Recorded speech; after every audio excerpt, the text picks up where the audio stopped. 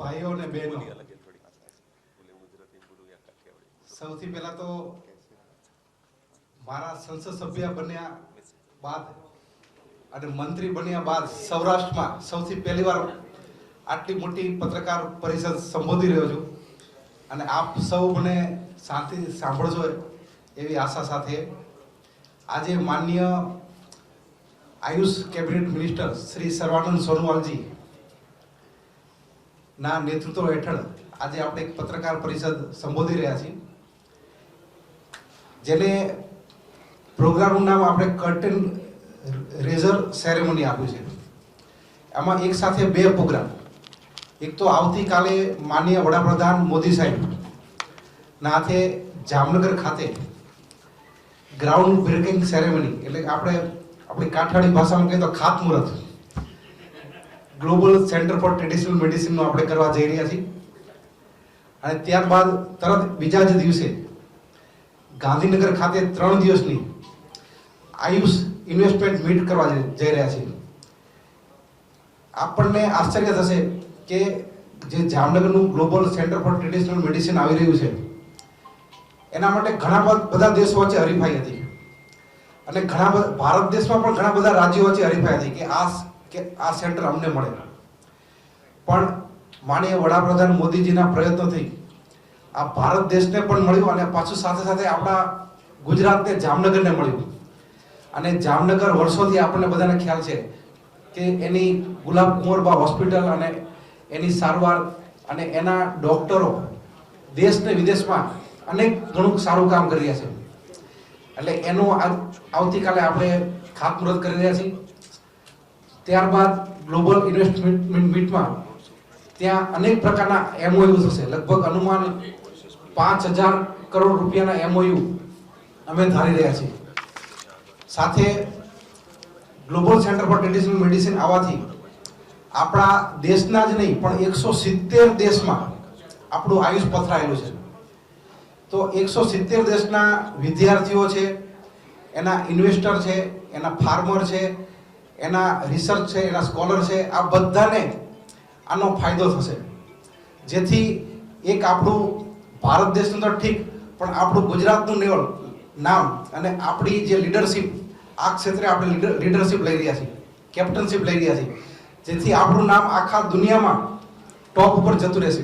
અને સાથે સાથે હમણાં જ માનનીય સોનોવાલ સાહેબે કહ્યું એમ કે રોગ આવે પહેલા જ આપણે અટકાવવું, જેથી આયુષમાં prevention is better than cure. તો આયુષ દ્વારા આપણે કોઈ બીમાર પડે એ પહેલા જ એને આપણે બીમાર જ ના પડવા દઈએ એ માટેની સારવારની ઉપલબ્ધિ છે.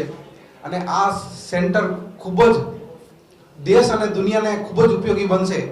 અને આ સાથે મારું પ્રારંભિક પ્રવચન અહીંયા પૂર્ણ કરું છું. વન બાય વન આજનો આ પ્રોગ્રામ છે ને એ આપણે ગ્રાઉન્ડ બ્રેકિંગ સેરેમની અને એના પૂરતો જ આપણે મર્યાદિત રાખ્યો છે, કારણ કે આપણે પોલિટિકલ એજન્ડામાં આપણે જવું નથી. આજે આપણે સરસ મજાના આવા દુનિયામાં આવી રહ્યું છે.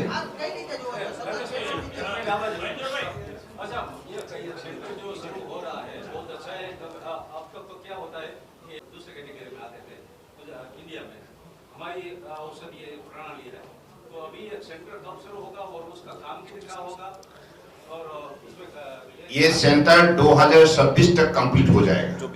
24 it will be completed by 2024. Centre काम शुरू हो जाएगा. इसमें से इंटरिम ऑफिस यहाँ से शुरू हो जाएगा, अभी से शुरू हो जाएगा. From this year it will start functioning.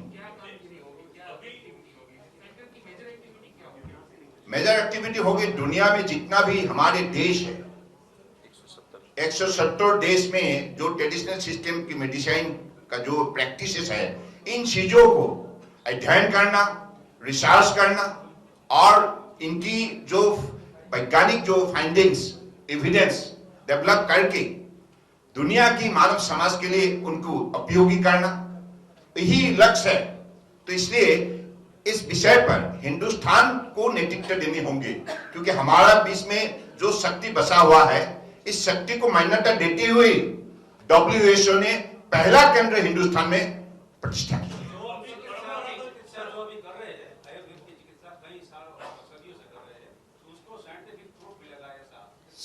देखिए, आयुर्वेदा हो, यूनानी हो, सिद्धा हो, सोहारिकपा हो, योगा हो, नेचुरोपैथी हो या होम्योपैथी हो, ये जो सारे सिस्टम जो बसा हुआ है, और इसी सारे व्यवस्था को आगे बढ़ाने के लिए, इसको दुनिया के साथ इंटीग्रेट करने के लिए, और हम लोगों ने कोविड-19 पैंडेमिक के समय पे जो सर्विस हम दुनिया को दी है, जिसके वजह से आज आयुष पर लोगों का विश्वास बढ़ चुका है, तो इसलिए through performance we have earned the credibility, this particular ministry, the government of India, and that too is possible only because of under the dynamic leadership of Honorable Prime Minister Narendra Modi ji.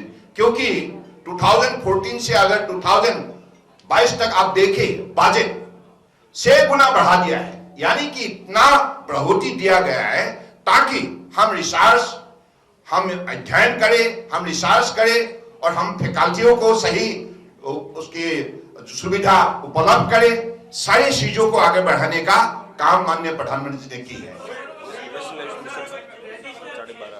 Traditional medicine जो है वो farmer फसल ले सके, इसके लिए क्या प्रावधान है?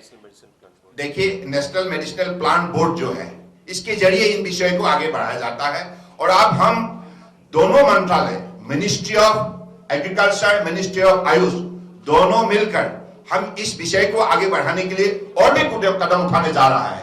देश में किसानों को, नई पीढ़ियों को, इनके जरिए उनकी उपार्जन बढ़े, और साथ साथ में पर्यावरण जो है, क्लाइमेट को विशेष रूप से ध्यान देते हुए हमारे इकोलॉजी और एनवायरनमेंट सही सुरक्षित रहे, क्योंकि प्रकृतियों का बिना कोई प्राणी नहीं जी सकती। इसलिए प्रकृतियों को सुरक्षित करना, प्रिजर्व करना, इनके जरिए हम आगे बढ़ने के लिए प्रतिबद्ध हैं।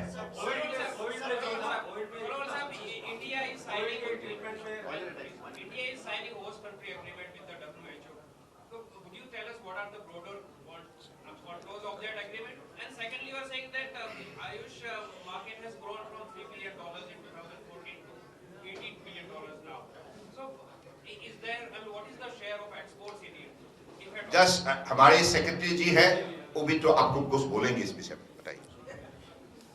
आपका जो ये एक्सपोर्ट का क्वेश्चन है, एक्सपोर्ट कंपोनेंट इज 22